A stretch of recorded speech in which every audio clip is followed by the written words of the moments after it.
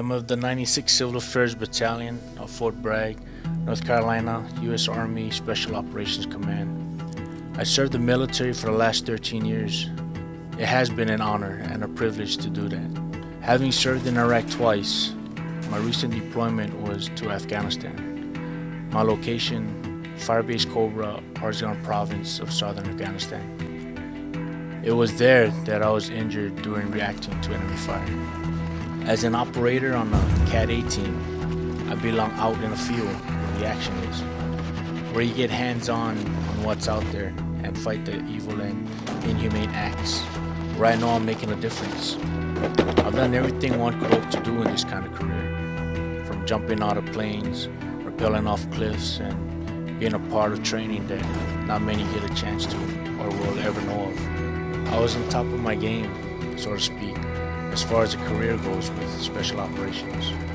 During reacting to enemy fire, or on the move, my vehicle side swap and hit a boat, sending myself and another rear gunner over the side of the truck.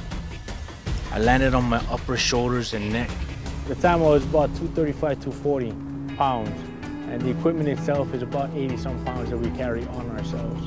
Where I remember a very hollow, very loud twig breaking sound from inside my ears. I recovered from the fall, and we fought our way out of that tick. It stands for Troops in Contact.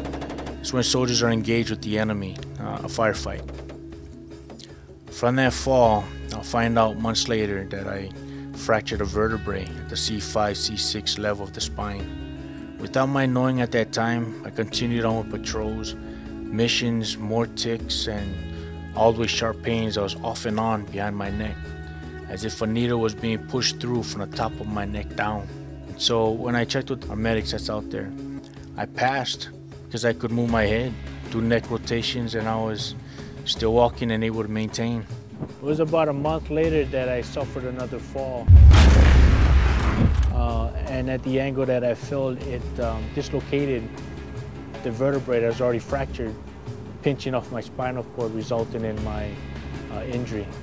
I went from someone who was very active, 6 feet, 240 pounds, to a quadriplegic.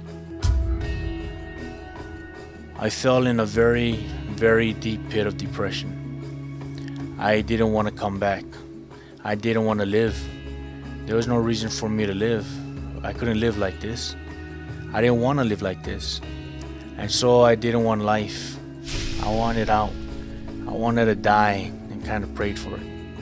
There was such a deep loss in his spirit that I couldn't reach. No amount of my talking to him, loving on him, reading with him, encouraging him with the word, seeing me made things worse for him because it reminded him what he now lacked as a husband and a provider.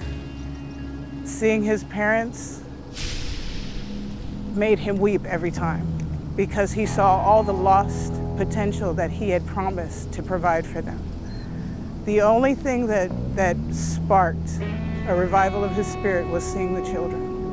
And they were his hope because they reminded him, Daddy, you can do it, you can do anything. God said we can do anything.